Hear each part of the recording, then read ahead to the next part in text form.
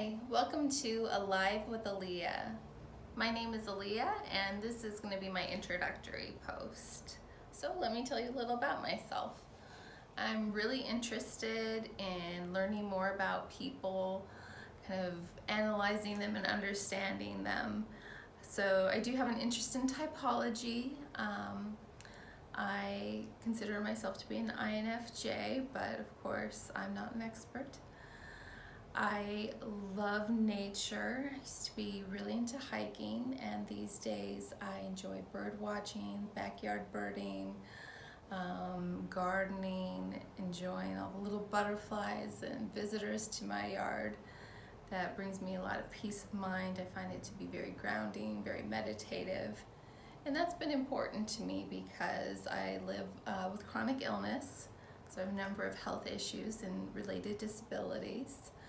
I initially, my long story started off with fibromyalgia diagnosis, went through an ordeal having this tumor in my chest, misdiagnosed as cancer, found out I had a rare disease called Castleman's, and then had major surgery to have that tumor removed, and there were some, complications and things with some nerve damage.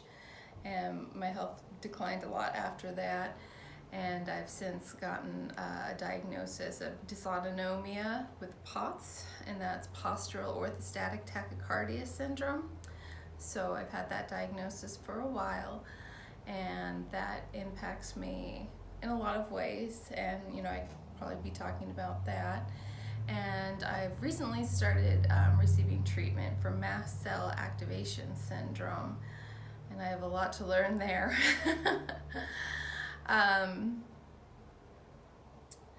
So I still find plenty of things to keep me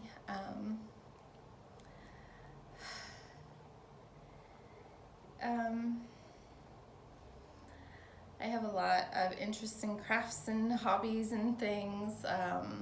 I previously made a lot of costumes. My sewing machine is inaccessible at the moment, but I enjoyed making clothes and things like that.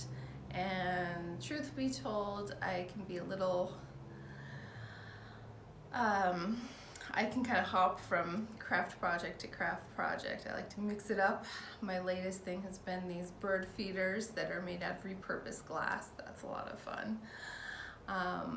I studied anthropology in school, and I love that so much. Cultural anthropology was just so fascinating to me. I loved learning about different cultures and the tools to understand different cultures, our own culture, society.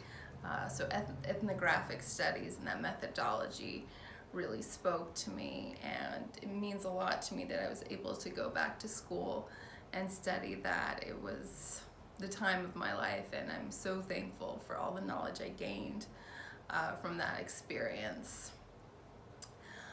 One of my biggest passions, I would say, would be helping others. Sometimes that might just be being a friend to someone. Other times, I get all wrapped up in these social causes and social justice, which, I think is really important. And there's all these different levels of scale, right? So I feel like that comes from kind of a general sense of compassion, and for me, I just really feel other people, and I want to help them and be a part of positive change in the world. And so I've done quite a bit of volunteering in the past for different causes, and that brought me a lot of meaning. And with my health issues, I haven't been doing that as much lately, and so that's definitely something I need to think more about, work on. So for this YouTube channel, this is going to be an exploration of a number of my issues, my interests, and probably my issues too, because I do see it as being like self-analysis will be part of it, and self-help. I want to look at interpersonal relationships and tools that I find useful, or the ways I'm learning, or the challenges that I face. And I also am interested in sharing about the things that bring me joy, like my garden and nature. And I do like taking little videos of the birds and the squirrels and things like that. So probably gonna be getting some cutesy little videos in there. They're just so much fun. Let's see. If I ever get back into doing some craft projects, it feels like I'm always doing a craft project, but I'm actually not in the middle of any right now because I'm so focused on the garden. So I think I will also share some of the projects that I go through, and maybe even share some of the stuff in the garden, since that's my thing right now. It might be, if you know anything about mast cell activation syndrome, you might think it's so odd that I'm into gardening, because basically mast cell activation syndrome, one of the big parts of it is your mast cells dumping chemicals such as histamine. So you get a lot of allergic type reactions to benign things, and plants are super high risk. So I might be talking about how a lot of my gardening has been around finding plants that don't set off my reactions, and there have been quite a number of challenges with that. I have some plants that I would like to relocate. I also want to share a lot about chronic illness awareness, and share more about my conditions and how they impact me and impact others, and kind of also maybe get in on the social justice angle about healthcare access, and of course, like disability rights and accessibility, and a lot of the system-wide challenges there. And while I'm at it, I think as I try to figure out what I'm doing with volunteer work and social justice, and where I can make an impact, probably be touching on some of those themes as well.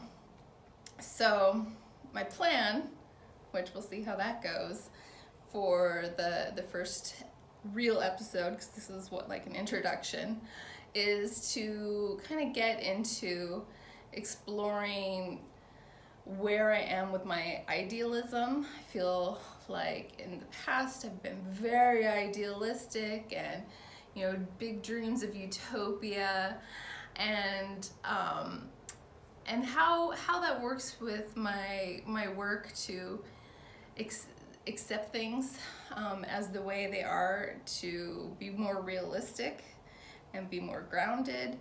And this has been important in my relationships, to have more realistic expectations for my health, to have the hope of feeling better and doing better, but to accept where I am and make peace with that. And certainly in terms of how I'm viewing the world and the people that make up the world, all the idealistic views I have for them, or I have had for them, of what they can be, what their best selves are.